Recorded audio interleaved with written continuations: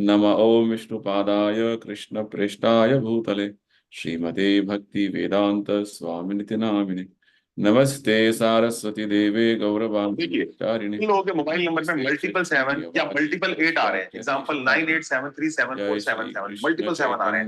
प्रभु नित्यानंद श्री अद्वैत गदाधर श्रीवासदि गौर भक्त वृंद. हरे कृष्ण कृष्ण कृष्ण हरे हरे हरे राम राम राम हरे हरे. श्री श्री राधा वृंदावन चंद्र की जय. श्री श्री निताई गौरंग की जय. श्रील प्रभुपाद की जय. So welcome everyone for the Sunday morning session on Signs of Self-Realization. So today we have brought to you a new topic from the book Signs of Self-Realization. It's a very interesting one. It's called Building Your Nation on the Spiritual Platform. So this is a talk Prabhupada has given in the University of Nairobi when Prabhupada visited African continent. And like this, Prabhupada used to travel extensively all over the world and deliver this message of Krishna consciousness to one and all. Right?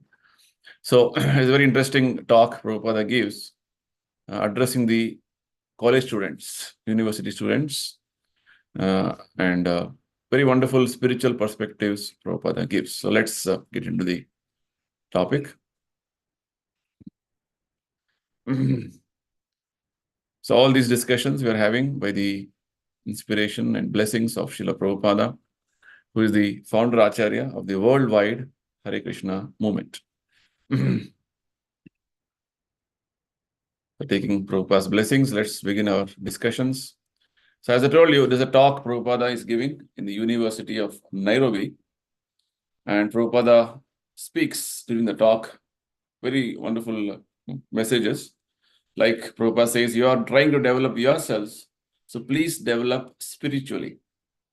For spiritual development is sound development. Don't imitate Americans and Europeans who are living like cats and dogs. The atomic bomb is already there. And as soon as the next war breaks out, all their skyscrapers and everything else will be finished. Try to understand this from the real viewpoint of human life, the spiritual viewpoint. So this is just an introduction of excerpt from the talk, just to give an understanding of what we're going to discuss. Basically, Prabhupada is going to speak to us from the spiritual perspective about the meaning of our life, how we should see things from the spiritual perspective. Right now, we have material perspective. Material perspective means seeing ourselves as body and everything else as body. Every other person as body. Right? And that way, seeing from that bodily concept of life. Whereas we are supposed to see from the spiritual concept of life. That's what Prabhupada is going to give us the wonderful message in this talk.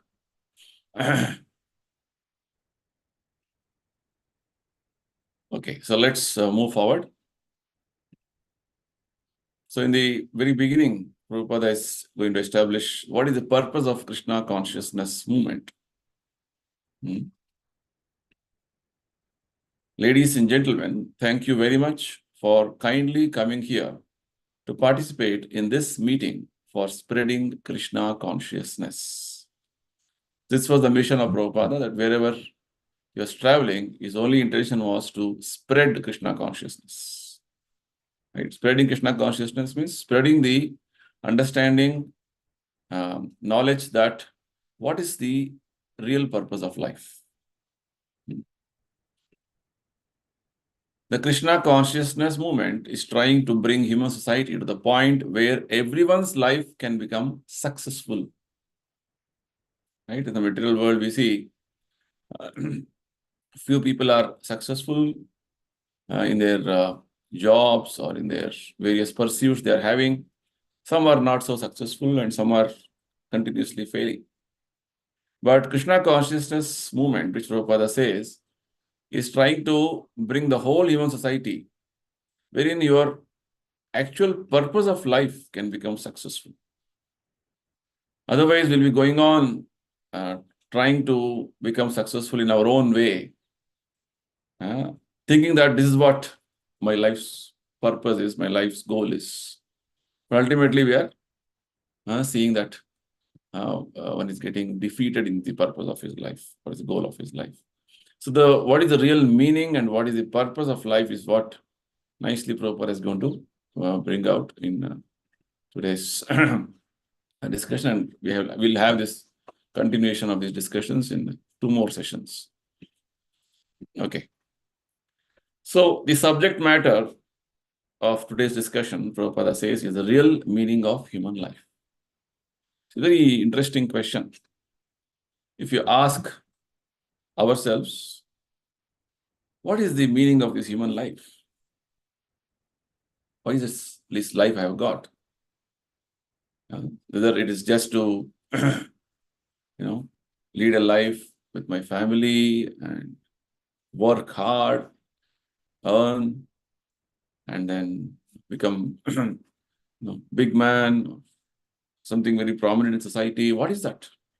And my life cycle of, as you can see in this image, the life cycle of my birth, growth, then school, college, profession, earning money, getting old. And one day we have to leave this whole activities and rest in peace. This is what is the meaning of human life, right? Sometimes this question comes up. And why I'm working so hard for this purpose only, like this, the question comes up. So basically, somewhere the real meaning of human life is missed out. Prabhupada often pointed out that the modern civilization is working without the proper aim in life. They're all running for something which is actually not going to have any purpose and meaning in their life. Right? Let us get into details. So this is a subject which is going to be discussed, the real meaning of human life. Okay. So Prabhupada says you're trying to instruct this entire world about this meaning. That's the purpose. Krishna consciousness movement is not a sectarian movement. It's not a one side end up of a religion. No, it is a universally acceptable principles which all of us as human beings have to follow in order to perfect our own lives. So Prabhupada says this is what we're trying to do in this world. We're trying to instruct the entire world about this meaning. And Prabhupada next brings in the wonderful point of how rare a human life is. This we have to appreciate and value. Our human life is very rare. It's not that nobody cares. No, actually, from God's perspective, this form of life, what we have got, is after evolution of many species. Prabhupada says after human life is attained after many, many millions of years of evolution. Right? And we should always remember that there are 84 lakh species of life according to the Padma Purana. The scripture, Vedic scripture by name Padma Purana, very clearly states that there are 84 lakh different species of life. Various types of animals, birds, aquatics, plants, trees, all of them actually are different varieties of species of life. So this we have to understand and appreciate that around us, we are one of the species, human beings. And there are so many other species surrounding us, insects, reptiles, right? So this is what it is. So when we see things around us, there are so many other entities also in this world. Right? So after evolving through all these various species of life, we have come to this stage. This is what Prabhupada is trying to tell us. That's why it is very rare. Life begins with the aquatics, for we can understand from Vedic literature that at the beginning of creation, the entire planet was merged in water. Very interesting information Prabhupada is giving. Actually, this cycle of Srishti, Sthiti, Pralaya, which means creation, maintenance, and annihilation, is going on in a cyclic way. Bhagavad Gita gives us the information very nicely. Lord Krishna says, when Brahma's day begins, the creation again is resumed. And at the end of Brahma's day, that is when his night starts, then the creation work which is going on will be completely destroyed. Rather, the creation, what has happened, will be annihilated. Like this, Lord Krishna says in Bhagavad Gita that again and again creation happens, again and again destruction happens. And between creation and destruction, there is some time for maintenance. So, practically in Brahma's life, every day there is creation, maintenance, and annihilation going on. Right? So, this is what is the understanding. Not that, oh, this is forever, will be like this. No. Even in the material experience, we see something is created, it stays for some time, then it deteriorates, and finally it dwindles and vanishes. Right? Anything matter is like that. So material world is subject to this law created by Lord Krishna, that it comes into existence, it stays for some time, and it is destroyed. And this is the nature of this material creation. So this is what Prabhupada is saying to tell us here, that when the creation began, one of the cyclic, let's like today, now it is daytime. Again, as it proceeds, day proceeds, it becomes evening, and night, sun is not there. So it's darkness. Again, tomorrow morning, sun again rises. So it's a cyclic, like that. Life, when again creation starts, it begins like this, with the aquatics. Then from aquatics to trees and plants. Like this, there is a gradual evolutionary step-by-step process which is described in the scriptures. The material world is composed of 5 gross elements: Panchabhuta, earth, water, fire, air, and ether. And besides them, there are also 3 subtle elements called Mana, Buddhi, Ahankara, mind, intelligence, and ego. It is what Krishna explains in Bhagavad Gita also.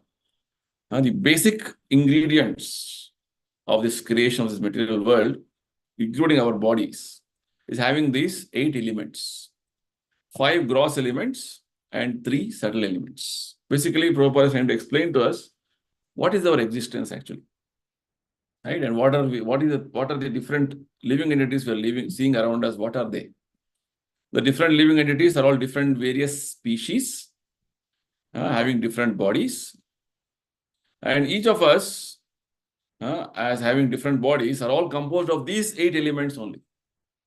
Either it's in the body of an animal or a bird or a tree, these 8 elements are common, which means there is mind, intelligence, ego, even in the body of a tree, even in the body of an insect. So every living entity has, if it has a material body, it has these various 5 gross and 3 subtle elements. And this is the understanding we get from Bhagavad Gita. So further, Prabhupada explains, behind these curtains is a spirit soul, which is covered by these 8 elements. This information is given in the Bhagavad Gita. Right? So Bhagavad Gita is very clearly telling us, this body is only a covering or a curtain. And this body is composed of these 8 elements, and behind this curtains, or behind this body, is the spirit soul. So this is the analysis of our existence, and ours, and also the world around us. So now Prabhupada brings in the point of that all of us are actually spirit souls. Human beings are not the only living entities to have a spirit soul. Why Prabhupada is telling this is because there are certain religious faiths who say that only humans have soul. Other entities like animals, birds, or even fish, aquatics, they don't have soul. This is wrong. Any entity having living symptoms, which means it has consciousness. And if there is consciousness, there is existence of soul. Because consciousness is a symptom of existence of soul. Because I am conscious, aware, my awareness is there in the whole body with regard to happiness, pleasure, pains. So there is presence of soul. In a dead body, there is no consciousness, so there is no soul. So this is the difference which Krishna explains in the Bhagavad Gita, the difference between matter and spirit. Matter has no soul in it.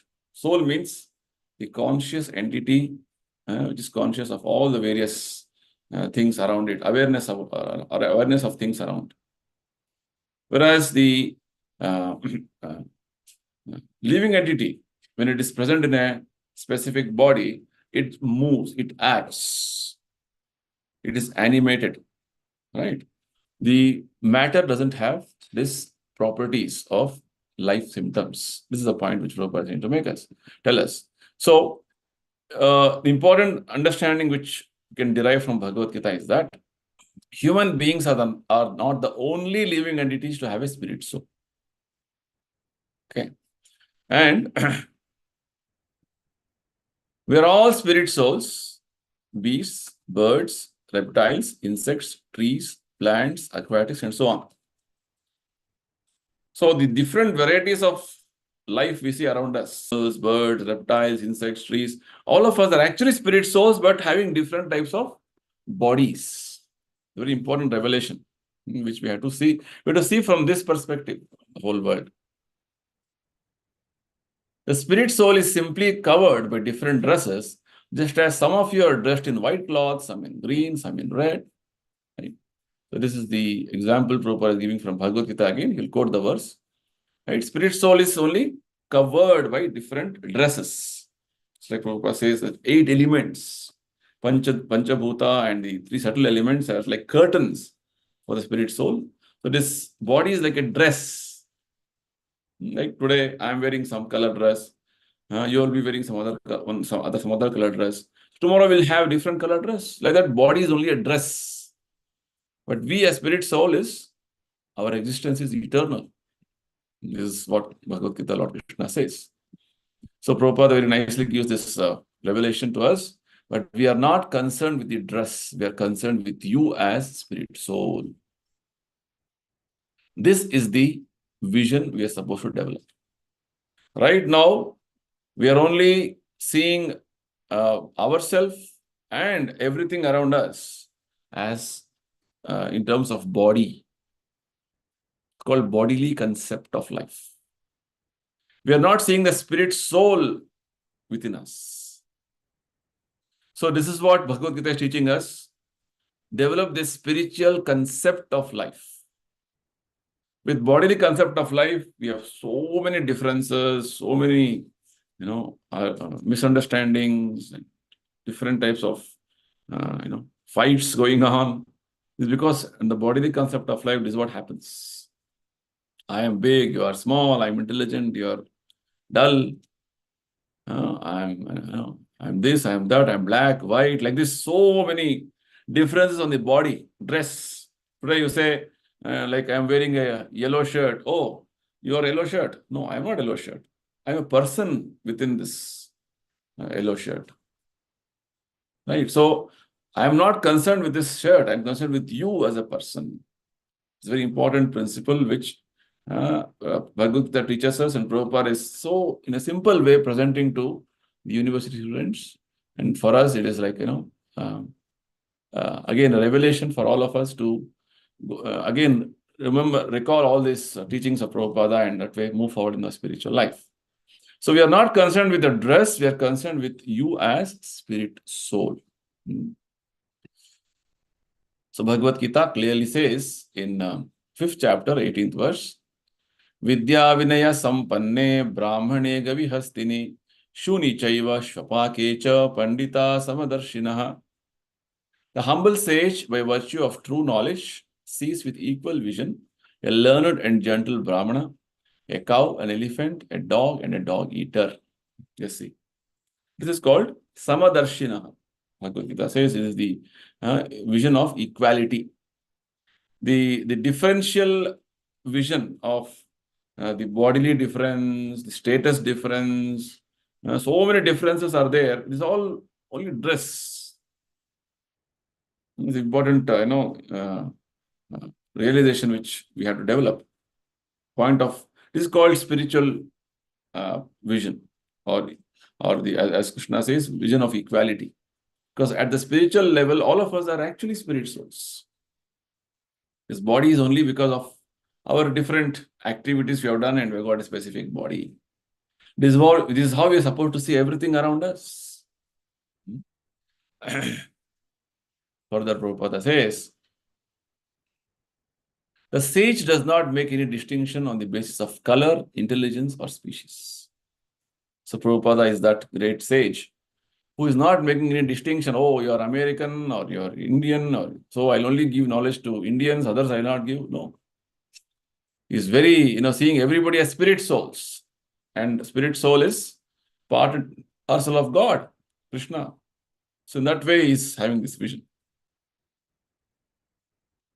So this much we understood, that we are in this material world, and around us there are many living entities in different species of life.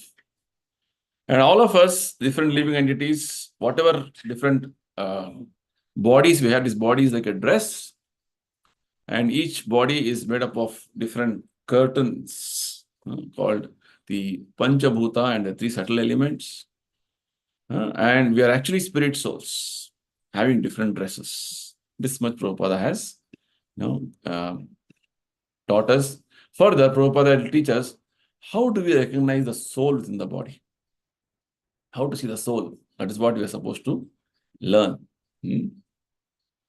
So the sage who is having this spiritual vision, he sees every living entity as a small particle of spirit soul.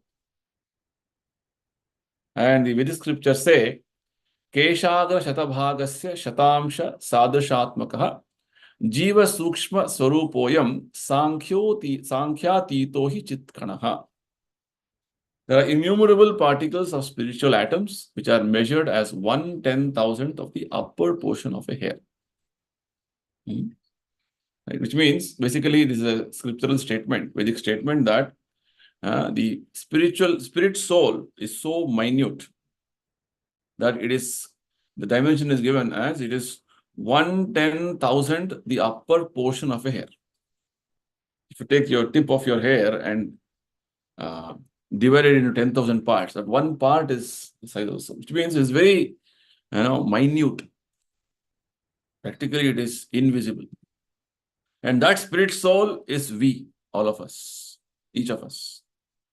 And that spirit soul has developed this body. Right? This is the point.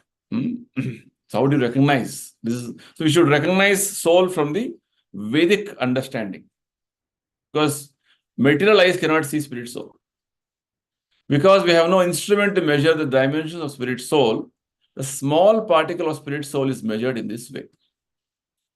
Why Prabhupada is trying to tell us all these things is to bring us to the point of seeing from the scriptures. Because right now we are grossly seeing things, something which is not visible, we say, oh, it is not existing. That is a wrong conclusion. Many things we cannot see. Sound we cannot see. Sound we have to hear. Electromagnetic radiations we cannot see. That has to be captured through specific instruments.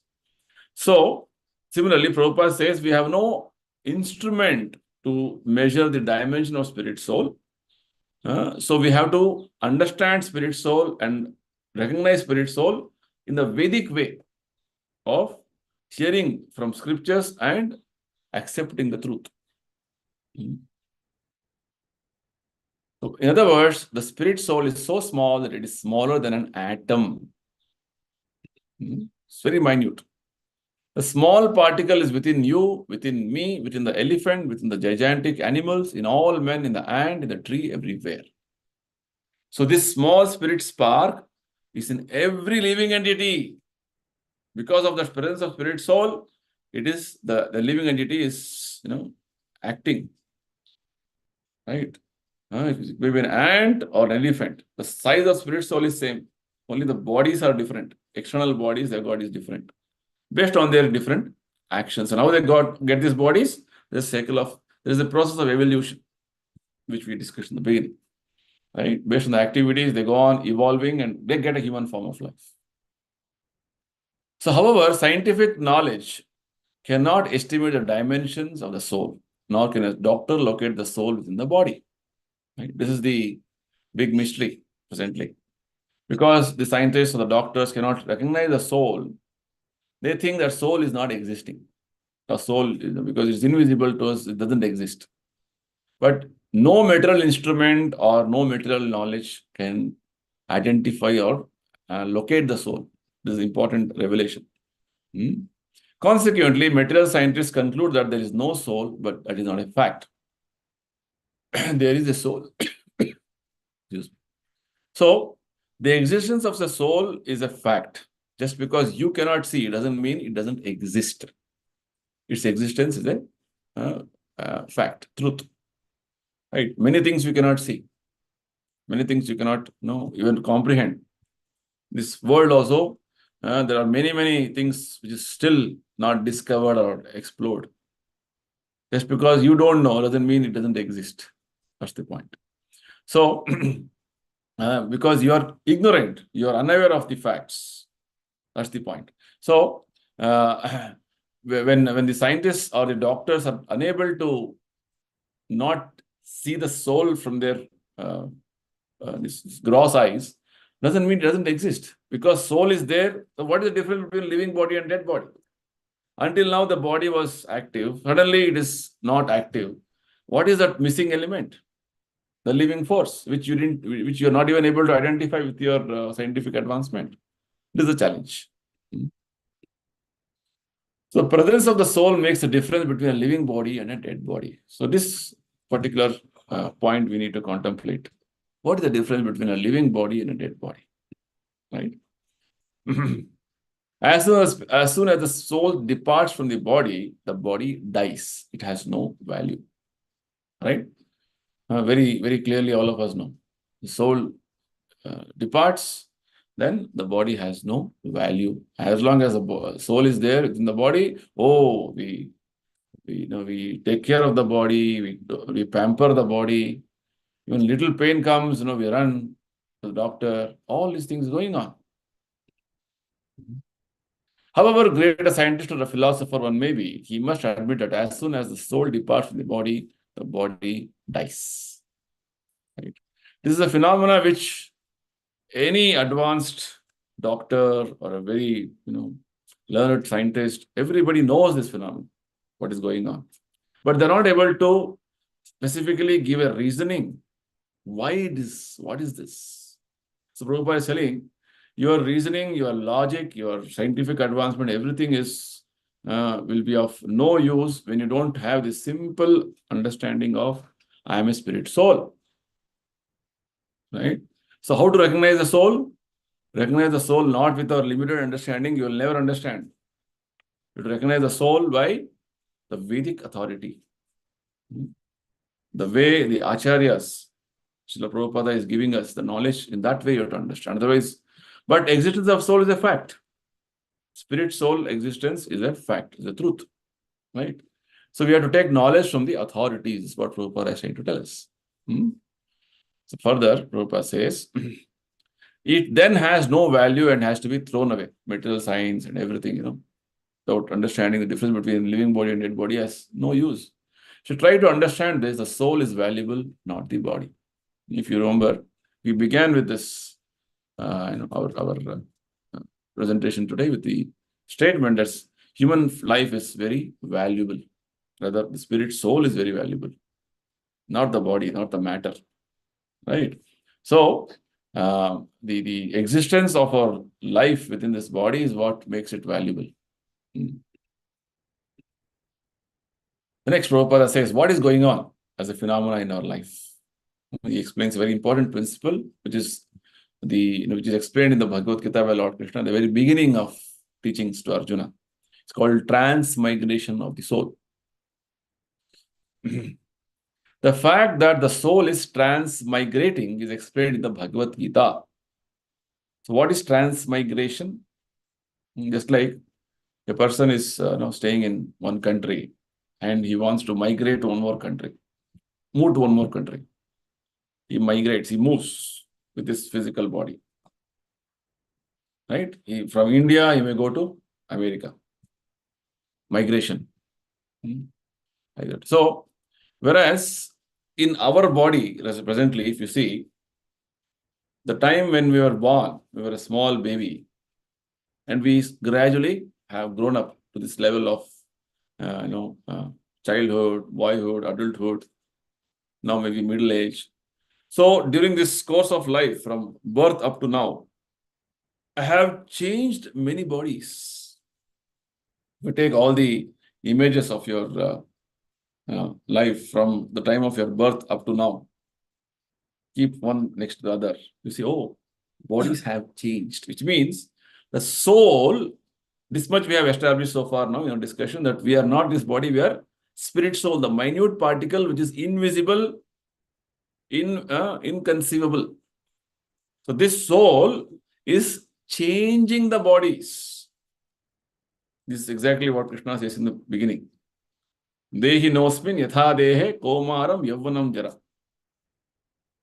Deha, this body, within this body there is Dehi, spirit soul, which is changing from boyhood to youthhood to old age. So I am the same person, spirit person, but I am changing different bodies. This is called transmigration. And further, one more teaching Prabhupada gives from the Bhagavad Gita regarding how this change is happening. Vasamse jirnani yatha vihaya navani grahanati naroparani tatha sharirani vihaya jirnani anyani samyati navani dehi. As a person puts on new garments, giving up old ones, similarly, the soul accepts new material bodies, giving up the old and useless ones. You see, the example of our body being a dress or a garment. So very nicely, Krishna is giving the same example here, that today we are wearing one type of a dress, tomorrow I'll change to one more dress, and the dress what I'm wearing becomes old and useless, I change it to a new dress. Similarly, Krishna says, the soul is accepting new material bodies, giving up the old and useless ones. So this is what is going on. So, what is happening at the time of our death? This body becomes useless, or it will become very old, worn out. So you will get one more body. The modern day understanding is, after this body is finished or life is over, everything is over. No. Life is an eternal aspect in our existence. Our life continues. Our journey of life continues. We just change the bodies. So leaving this present body, what I am having, and taking one more new body is what is called transmigration of the soul.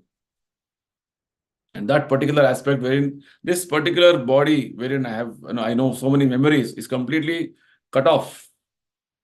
It is called death, and I get a completely new body in a different situation, different circumstance. That is called birth.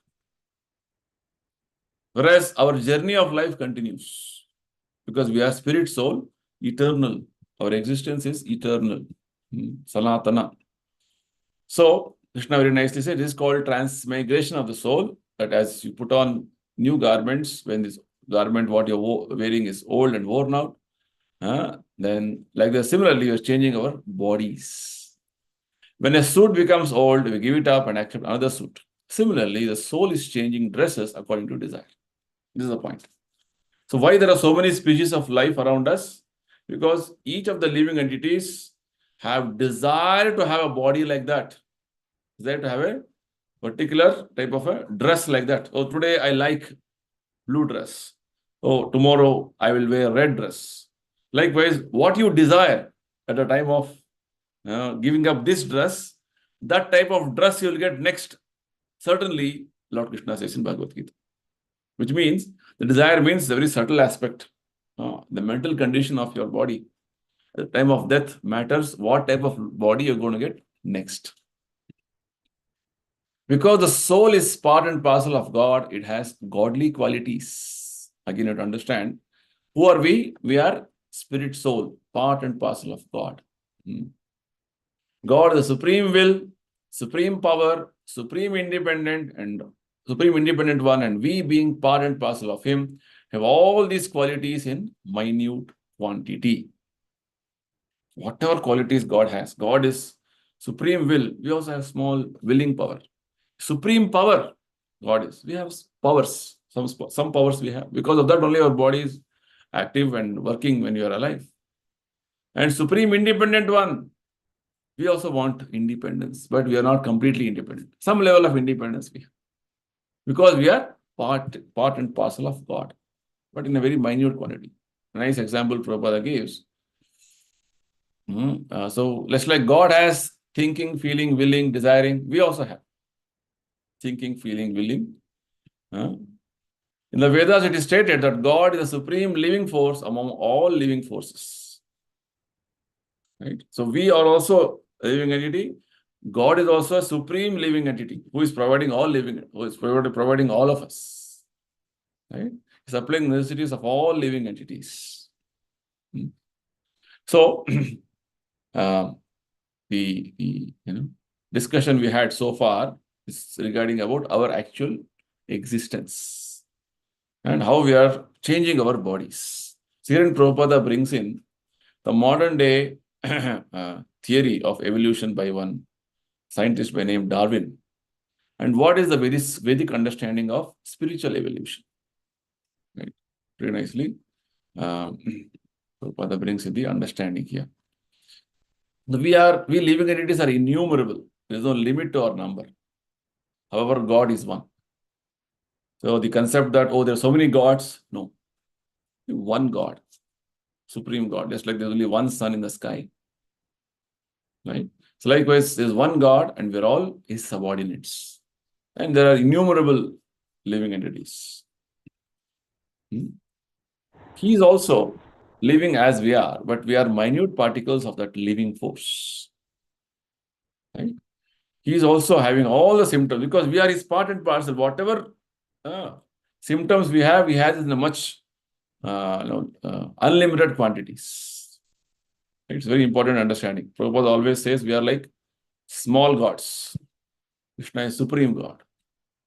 To explain this more nicely, Prabhupada gives a nice example. For example, a particle of gold is the same in quality as a gold mine. Whatever quality the gold is having, a small particle of gold, entire gold in the gold mine will have same quality.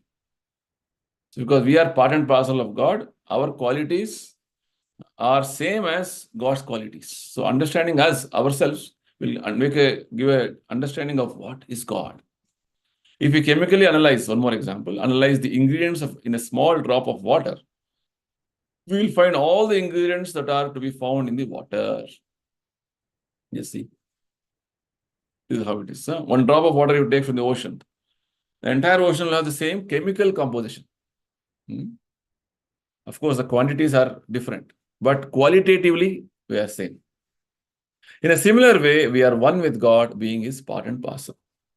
Qualities are same because we are part and parcel. We are very, we are His amsha, mamayeva amshaha, Krishna says in Bhagavad Gita. So, this godly particle, the soul or the living force, is transmigrating from aquatics to trees and plants, and then from trees and plants to insect life, then to reptile life, then to bodies of birds and bees. So what is going on with us now?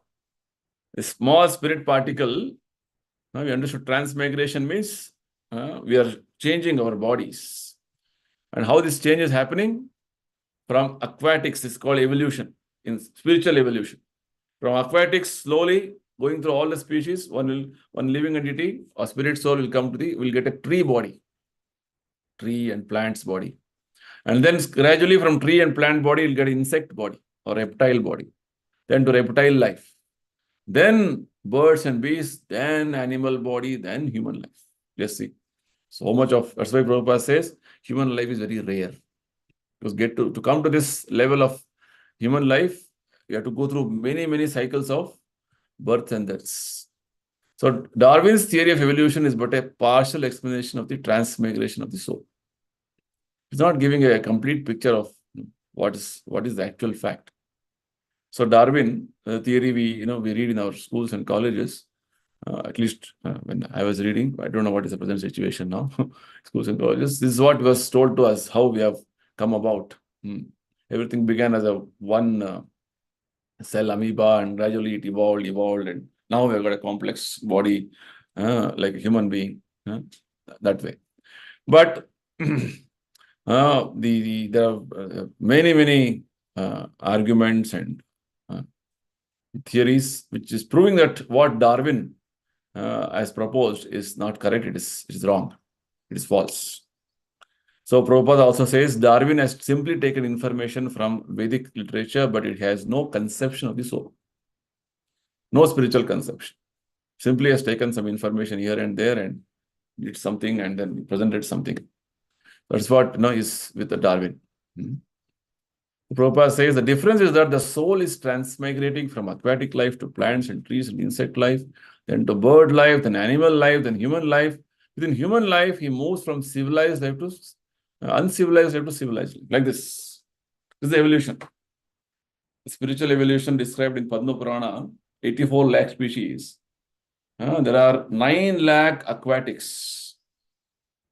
Right? One has to go through all these different species of life. Then it gets the body of plants and trees. There are 20 lakhs of plants and trees life. Then there is insect and reptiles, another 11 lakhs. There is 10 lakh lives of bird life. Like this, one has to go through so many species of life, step by step, step by step. Then there are 30 lakhs of animals. So many animals you see around us.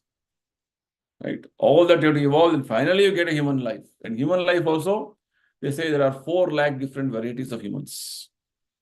And as per Padma Purana, it is from uncivilized to civilized. Again, civilized, uncivilized is all based on your understanding of spiritual knowledge. What level of spiritual understanding you have evolved to. That's the point. So, the civilized life of a human being represents the culmination of evolution. Very important principle which, Prabhupada is telling. See, basically it is like your evolution of your consciousness it is. So, in the life of other species, other than humans, the consciousness development is not, is not evolved to that extent. It's like in the life of a tree, even though it has mind, intelligence, ego, everything, but it is very dull. It is not at all awakened. Right? That's why even though a tree is standing in harsh weathers, there is no opposition. Rather, it cannot express itself. It means the consciousness has become very dull. Similarly, in the human form of life, if we are seeing there are so many miseries around us and we are not acting to find a solution for these miseries, then we are as good as any other lower species of life. That's what the Bhagavad Gita is telling us. In human form of life, you have got advanced consciousness. And if you don't use advanced consciousness, development, evolution, what you have to solve the real problems of life, birth, death, old age, disease, then you're wasting your human life. Right? This is what should be. Oh, anyway, we have to grow old. Anyway, we have to die one day. Anyway, we have to experience diseases. If this is the attitude you're having and not trying to find a solution for them, ultimate solution for them, then you're as good as any other lower species entity. That's the point. That's what Prabhupada is trying to tell us here. That human form of life is a civilized human life means in the Vedic language it is called Aryan. Aryan means one who is advanced in his consciousness with regard to his spiritual cultivation. right? Not in the modern day. Oh, we are very advanced in terms of our we have up to date technology, we have up to date latest smart cities. All that will not really help you with regard to your spiritual advancement, right? What really matters is how elevated is your consciousness with regard to spiritual understanding. So Prabhupada is concluding today's only today's session. We'll try to conclude today with this. We have more discussions on this topic. Prabhupada continues to talk. Here is the junction. From this point, we can again slide down to the cyclic process of evolution, or we can elevate ourselves to a godly life. The choice is up to us. This is indicated in the Bhagavad Gita. A very important principle Prabhupada is telling. Human life is a junction. Either you can elevate yourself or you can degrade yourself. So it's in your hands. Elevation or degradation. Elevation means, again, you will evolve to higher. Just like there are higher human beings or upper, the high level consciousness. Our human life in this way, what we are living on this earth is one level of human beings. There are human beings, advanced consciousness. Just like as you go above this earth, there are higher planetary systems. There are devatas, there are gandharvas, vidyadharas, siddhas, and Brahma. Brahma also is a human being. But his consciousness is very elevated. So we are supposed to elevate ourselves to become devatas. And finally, we are supposed to become devotees. In fact, Bhagavad Gita says, when you become a devotee of Krishna, you are the highest. Your evolution of consciousness is the highest. Because that is our natural state as a spirit soul. That consciousness of the spirit soul is degraded now. And human form of life, we don't take care to elevate our consciousness to the highest level. There's again downfall and again cyclic process. Just like a student who has not passed his examination in a particular standard, he has to remain there. Again, he has to revise all that he has studied for the one more examination. So likewise, we have to go through again all these stages of life. And again come to human form. That's why it's called rare human life. It's meant to elevate ourselves to the higher platform. The highest platform is when you come to the level of performing devotion to Krishna. That's what Prabhupada is going to talk further very nicely, very simple way. Prabhupada is presenting the whole topic to the students in the university. Fine. So we will conclude here. Anybody has anything to discuss, comment, and take a few questions now. Okay. So hope there is no comment. Hare Krishna, Prabhuji. Yes, Hare Krishna, Sanilji. Prabhuji, that you have spoken about that means soulless body. So I have just query like bodiless soul. Okay, so that existence is also there because from the Gita that we have learned that you have taken when you have spoken about the chapter 2. Yes. That so that is there means we are there 10th long time back and we will be also be there.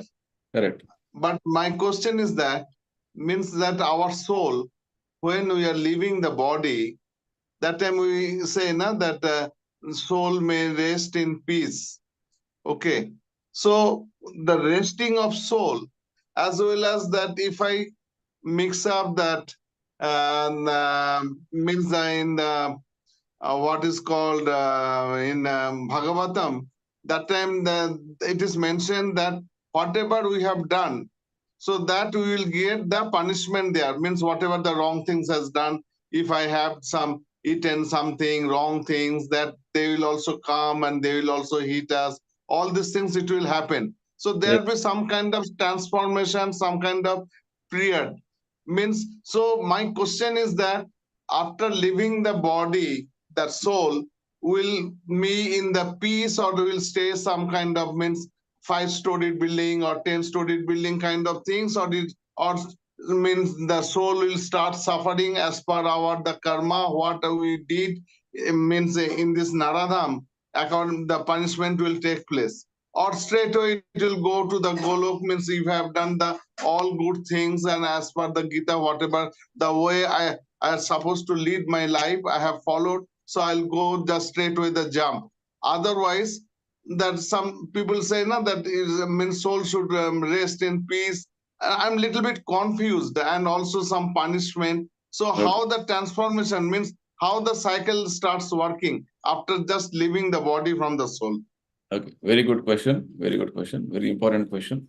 Generally, we see this, phrase, rest in peace, RIP, right?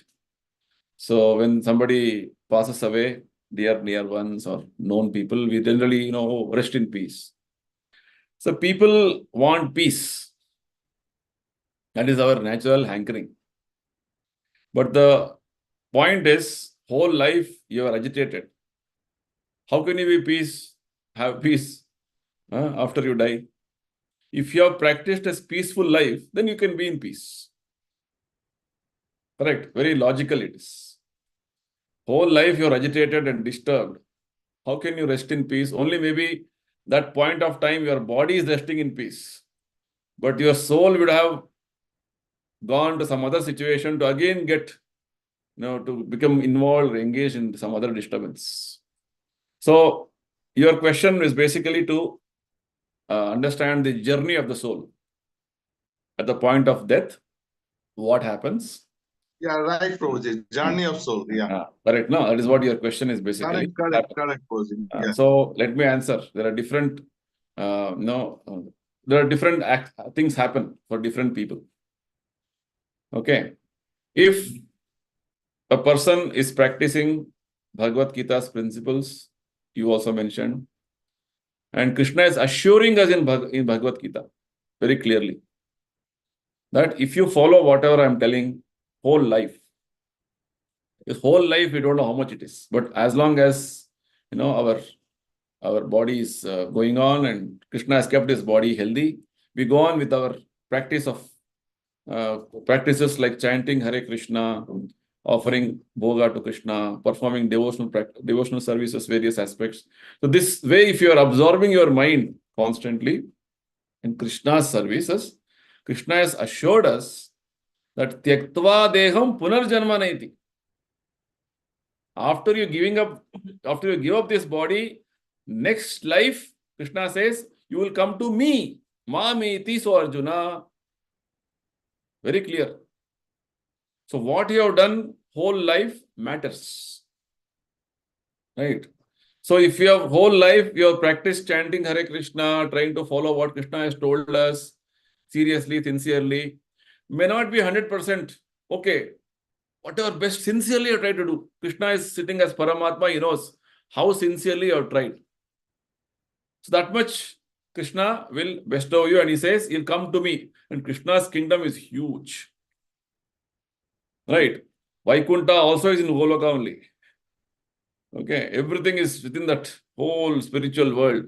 Vaikuntha Loka, Mathura Loka, Ayodhya, everything. And based on your different level of elevation, in your spiritual consciousness, you will be awarded a suitable spiritual body.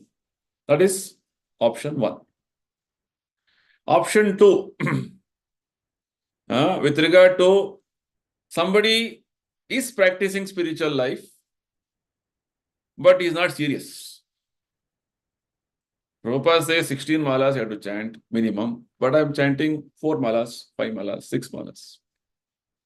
Or I am trying to do whatever, I am not fully 100%, or other whatever Prabhupada says, in that I am trying to follow 10%, 20%. Okay, I'm thinking other things are also important for me. I do that in distance and all these things. About this, Krishna explains in Bhagavad Gita, which means you have practiced spirituality to some level, but due to some reason, you didn't complete the process. So, Krishna says, that Krishna says that because you didn't complete the process, so you will be given a facility next life to further see that you complete it.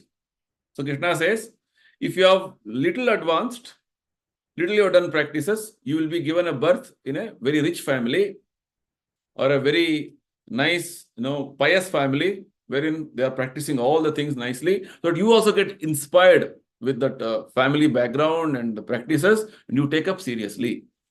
So Krishna is telling, this opportunity I give. And for somebody who has advanced too much and somehow he couldn't complete, Krishna says, I'll give birth to him in a very advanced spiritual family, like family of Acharyas, family of Goswamis. And you will quickly advance.